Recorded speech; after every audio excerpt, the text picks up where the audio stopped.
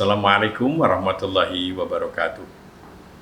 Alhamdulillahirabbil alamin wassalatu wassalamu ala asyrafil anbiya wal mursalin wa ala alihi wa sahbihi ajmain.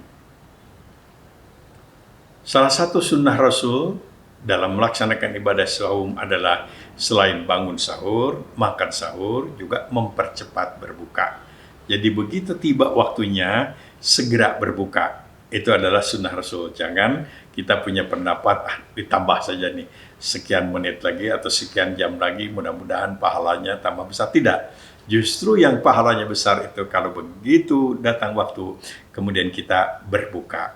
Tentu ada aturannya, ada etikanya, ada akhlaknya berbuka. Supaya berbuka itu tidak hanya menghentikan rasa lapar, tapi juga merupakan bagian dari ibadah kita kepada Allah Subhanahu wa Ta'ala. Nabi memberikan kepada kita petunjuk dan contoh. Para ulama juga memberikan pelajaran kepada kita bagaimana cara buka yang baik. Jadi kalau sudah tiba waktunya, segera berbuka. Setelah yakin kita bahwa ini adalah waktu untuk daerah saya, jangan sampai salah. Kemudian setelah itu Nabi menganjurkan, bacalah doa khusus, paling tidak Bismillahirrahmanirrahim. Ada yang macam-macam itu doanya, tapi paling tidak Bismillahirrahmanirrahim. Kemudian berbukalah adalah dengan buah-buahan atau minum. Jangan langsung makanan yang berat-berat, minum dulu. Saya kira begitu juga menurut dokter. Ajaran lain adalah seandainya ada, dimulailah dengan buah-buahan yang manis seperti kurma. Kemudian selanjutnya setelah berbuka, boleh silakan sholat maghrib dulu, atau bukanya tidak lama, makan dilanjutkan nanti maghrib, boleh pilihan. Yang penting adalah kebiasaan kita, kalau makan berapa lama ini. Ada anjuran selain makan itu dikatakan halalan thayyiban, yang halal dan yang baik. Yang halal sama-sama kita tahu, halal jenisnya, bukan babi, bangkai, darah, dan yang dipotong bukan atas nama Allah. Dan haram, tidak haram usahanya, yaitu bukan hasil mencuri, bukan hasil korupsi, bukan hasil yang haram, tapi yang halal. Dan kemudian yang ketiga ada yang disebut thayyiban, yang baik, tidak hanya halalan tapi juga thayyiban.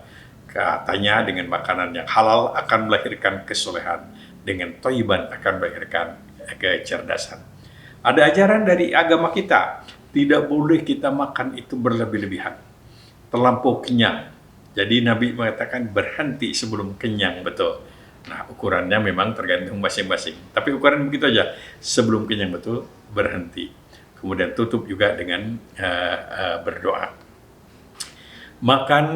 Ketika kita makan bersama orang lain, juga ada ajaran dalam agama. Ketika sajian disajikan, etikanya adalah ambillah yang dekat-dekat dengan kita, jangan sampai mengganggu orang lain. Itu adalah etika saja. Tapi hati-hati, jangan sampai berlebih-lebihan. Allah tidak senang kepada orang yang suka berlebih-lebihan.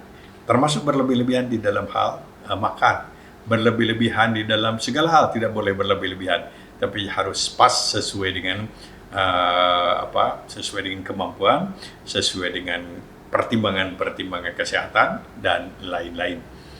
Agama juga mengajarkan kepada kita, saat-saat di mana doa kita dikabulkan, itu justru saat pada buka puasa. Jadi jangan lupa, begitu tiba waktu kita berbuka, di sana kita berdoa. Doa kita banyak didengar oleh Allah Subhanahu wa Ta'ala ketika kita berbuka puasa. Kita ada tradisi buka bersama, baik-baik saja, sepanjang tentu saja tidak melakukan hal-hal yang tidak sesuai dengan ajaran Islam, baik yang menyangkut pergaulan. Kalau sekarang ini adalah musim jaga jarak, tetap dipatuhi ikhtiar kita supaya kita tidak menularkan sesuatu, atau supaya kita tidak ketularan oleh virus-virus itu. Jadi itu juga adalah ikhtiar kita.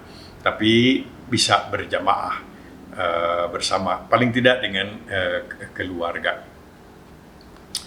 Islam juga mengajarkan kepada kita hal-hal yang baik, dicontohkan oleh Rasulullah SAW. Makanan apa yang baik, makanan apa yang tidak baik, itu diajarkan di dalam agama. Bisa kita pelajari. Nabi itu mempunyai kebiasaan ada makanan-makanan yang baik, tapi pada dasarnya halalan thayyiban, yang halal dan thayyiban, yang baik, bergizi dan lain-lain. Dan tidak berlebih-lebihan, tidak berlebih-lebihan. Petunjuk-petunjuk dari para dokter, para ahli kesehatan penting untuk kita dengar. Beliau menganjurkan harus minum sekian, harus kalau makan harus sekian dan lain-lain. Itu patuhi, karena mereka adalah mempelajari hal-hal yang seperti itu untuk kebaikan kita semua, untuk kebaikan masyarakat. Agama mengajarkan makanlah yang halal, makanlah yang baik, jangan tergesa-gesa, jangan terlampau kenyang, dan kemudian jangan sampai mengganggu orang lain ketika makan itu. Dan tentu saja agama sangat mengajarkan tentang kebersihan.